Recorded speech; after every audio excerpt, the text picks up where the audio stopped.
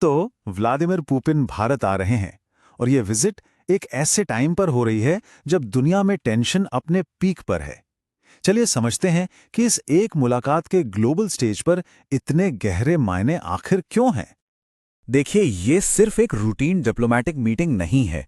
Ukraine war और America के लगातार बढ़ते प्रेशर के बीच पुतिन का भारत आना, ये अपने आप में एक बहुत बड़ा स्टेटमेंट है।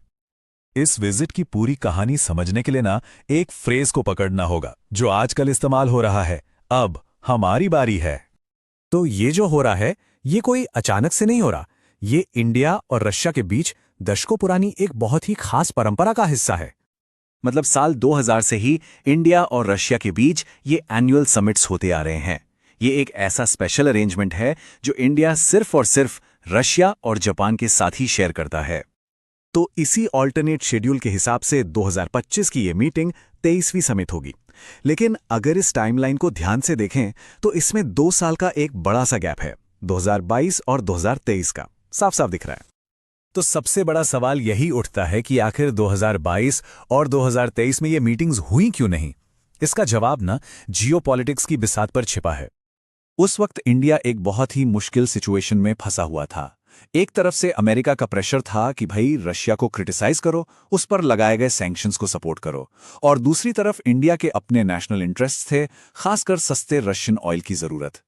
और मामले को और भी कॉम्प्लिकेटेड बना दिया पुतिन के खिलाफ जारी एक इंटरनेशनल अरेस्ट वारंट ने। इसकी वजह से उनके ट्रैवल ऑप्शंस बहुत लिमिटेड हो गए, यहां तक कि G20 के लिए वो इंडिया भी नहीं आए। हाँ, ये बात और है कि इंडिया इस कोर्ट को मानता नहीं है, लेकिन इस वारंट ने सिचुएशन को और मुश्किल जरूर बना दिया था। तो जब ये 2 साल का गैप आया तो इस दौरान रशिया का जो जियोपॉलिटिकल फोकस था वो भी धीरे धीरे शिफ्ट होने लगा, और इसका असर इंडिया रशिया संबंधों पर भी दिखा। जब इंडिया के साथ मीटिंग्स रुकी हुई थी तो पुतिन ने उन देशों पर फोकस किया जो खुलकर रशिया के साथ खड़े थे, जैसे कि चीन, ईरान और नॉर्थ कोरिया। इन देशों के साथ रिश्ते और मजबूत किए गए। रशिया के इस बदलते फोकस को देखकर इंडिया ने भी अपनी स्ट्रैटेजी में एक कोर्स करेक्शन किया, मतलब चीजों को वापस पटरी पर लाने की कोशिश की। तभी तो प्रधानमंत्री मोदी ने 2024 में 2 बार रशिया का दौरा किया, ताकि ये पुरानी पार्टनरशिप फिर से ट्रैक पर आ सके। तो चलिए अब आगे बढ़ते हैं और देखते हैं कि भविष्य में क्या है। मतलब इस आने वाली समिट में एजेंडा क्या होने वाला है, दांव पर क्या लगा है। सबसे पहले बात करते हैं इकोनॉमी की। दोनों देशों के बीच जो ट्रेड है उसमें तो जैसे एक धमाका हुआ है। जो ट्रेड 2021 में सिर्फ $10 बिलियन था, वो अब बढ़कर $60 बिलियन के करीब पहुंच गया है, और टारगेट है 2030 तक इसे $100 बिलियन तक ले जाने का। लेकिन इस बढ़ते ट्रेड में 2 बड़े चैलेंज भी हैं।